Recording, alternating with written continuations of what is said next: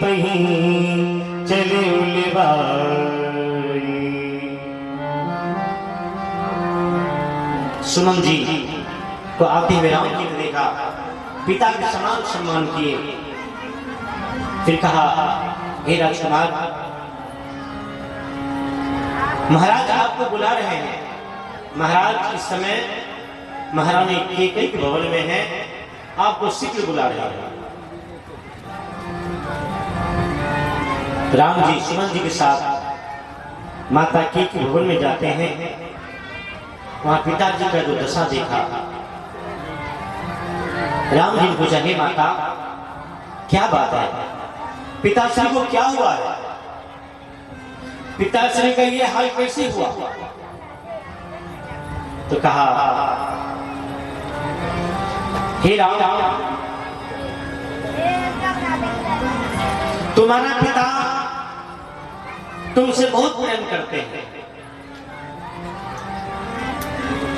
तेरे पिता के मन में तेरे प्रति बहुत ज्यादा आसक्ति है, इसलिए ये दशा हुआ। राम जी ने कहा, हे माता मैं कुछ समझा नहीं।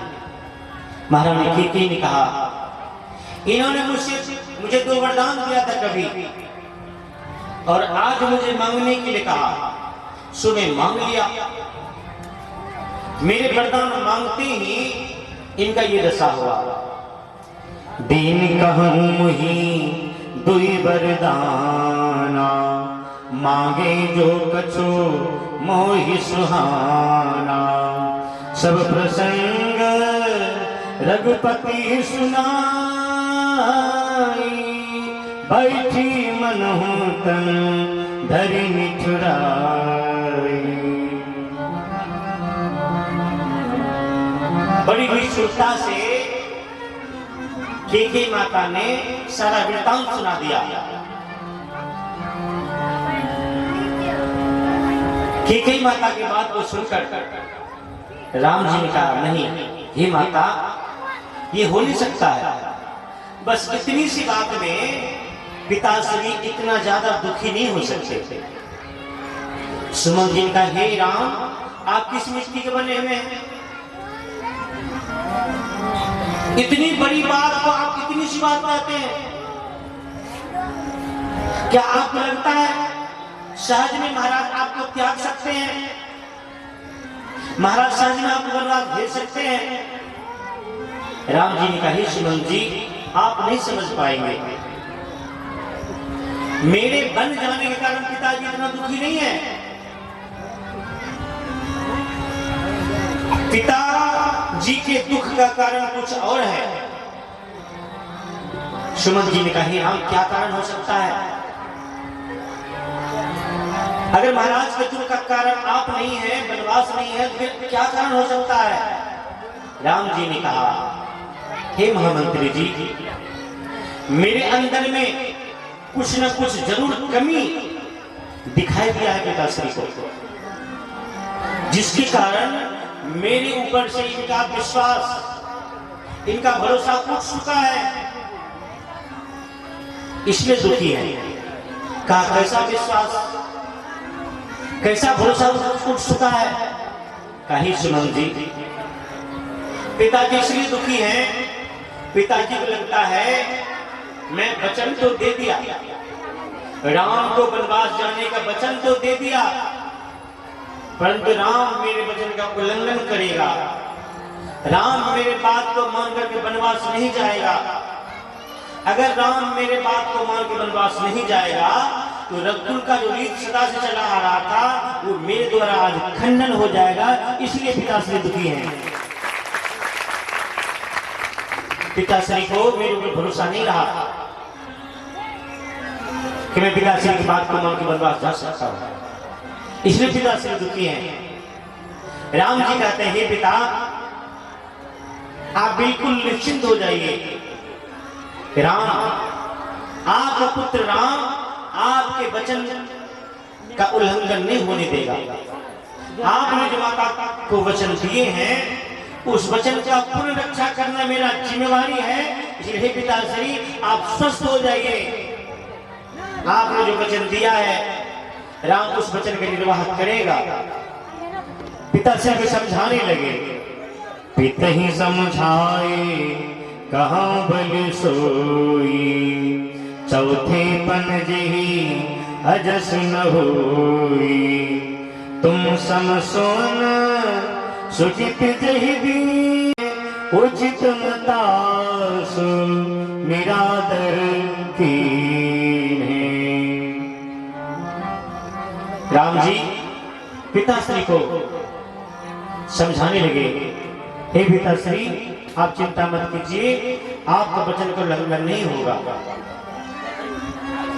आपकी बात को मान करके राम वन को अवश्य जाएगा। राम आपको भरोसा दिलाता है कि पिताश्री अपने पुत्र राम को पर भरोसा कीजिए, विश्वास कीजिए। हवा की तरह ये बात पूरे अयोध्या में फैल गई। अयोध्या में सब जगह चौक चौराहे पर इसी बात का चर्चा है, हे भाई अब राम जो है राजा नहीं बनेगा, राम तो वनवास चला जाएगा। कोई कहता है भाई राम तो वैसे भी राजा बनने से मना कर रहे थे, हमारे राजकुमार राम कोई राज्य के भूखे नहीं है, कोई बात है राम की जगह पे भरत को राजा बना लो, परंतु राम को वनवास क्यों? नाहिन राम राज के भूखे, धर्म धुरीन विषय रस रूखे, गुर गिरे बसहु राम तज गे, निभूषण अस बस दूसर ले हो। लोग कहते हैं भाई इसलिए राम को वनवास भेजना जरूरी समझा होगा कि बड़े को रहते छोटे को राजा नहीं बनाया जा सकता है, राम के रहते भरत को राजा नहीं बनाया जा सकता है, इसलिए पहले राम को वनवास भेजा जाए। राम के जाने के बाद जो भाई यहाँ रहेंगे उनमें से बड़ा भरत होगा, इसी भरत को राजा बनाया जाएगा, इसी राम को वनवास जाने के बाद लाया होगा। दूसरा व्यक्ति कहता है भाई कि माता को ऐसा करना चाहिए, जब तक भरत राजा रहता है राम जी का इधर से दूर ही तो करना है, तब तक राम को कहे गुरुदेव वशिष्ठ आश्रम में रह ले, लेकिन वनवास भेजने की आवश्यकता है साहब। ये तो भयंकर से भयंकर अपराधी को दंड रूप में वनवास भेजा जाता है। अयोध्या में सब जगह इसी बात की चर्चा चल रही है। राम जी पिताश्री को समझा करके कहे पिताश्री आप चिंता मत कीजिए, राम बन जाने के लिए तैयार है। वहां से आए माता कौशल्या के पास, माता कौशल्या और माता सुमित्रा ज्यादा समय एक साथ दोनों का समय बीतता था। और महारानी की कई अलग रहती थी, तो कौशल्या माता और सुमित्रा माता दोनों एक जगह बैठी है, बात कर रही है, दोनों तैयार होकर बैठी है, सज धज के बैठी है। आज राम का राज्याभिषेक होने वाला है, बस सेवक आते ही होंगे राज्यसभा से बुलाने के लिए। जैसे सेवक आएंगे हम दोनों बहन चलेंगे राम का राज्याभिषेक का दर्शन करने के लिए। पूरा आरती का थाल, पूजा का थाल सजा करके दोनों बहन बैठी हैं। जैसे ही राम जी पहुंचे माता के पास, माता के चरण में प्रणाम किया। माता राम जी को अपने हृदय से लगाती है, बार बार मुख चूमती है। बार बार मुख चुंबती माता, नैन नेह जल पुलकित गाता। कहूं तात जननी बलिहारी, कभी लगन मंगलकारी। हे पुत्र, अभी तक तुम ऐसे ही घूम रहे हो। ये बताओ, गुरुदेव वशिष्ठ ने कौन सा मुहूर्त तय किया है तेरे राज्याभिषेक के लिए, जो अभी तक तुम स्नान भी नहीं किया है, ऐसे ही घूम रहा है। राम जी ने कहा, माता मैं राजा बन गया। राजा बन गया? कब राजा बन गया? तेरे शरीर में कोई राजसी पोशाक नहीं है, ना ही तेरे सिर पे कोई राजसी मुकुट है, तू राजा कब बन गया, कैसे बन गया?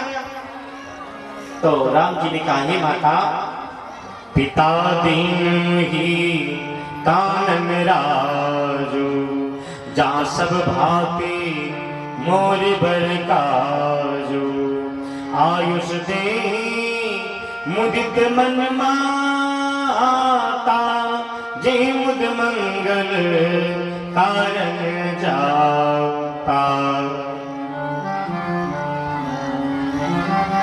राम जी कही, माता मैं राजा बन गया।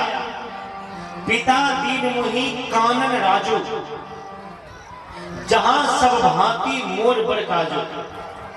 हे माता, पिताजी ने मुझे जंगल का राजा बना दिया, जो कि मेरे लिए सब तरह से बड़े काम का है। जंगल का राजा। मां कौशल्या ने कहा, हे पुत्र, कहीं जंगल का भी कोई राजा होता है? हे पुत्र, तुम क्या कह रहे हो? मैं समझ नहीं पा रही हूं तुम क्या कह रहे हो। कहीं तुम वनवास की बात तो नहीं कर रहा है? राम जी ने कहा, माता ऐसा ही समझो। बरसे चारे दिस विपिन बसी, कल्पित वचन प्रमाण, आए पाए पुण्य दिखराय मनोजनी, करे सुमला।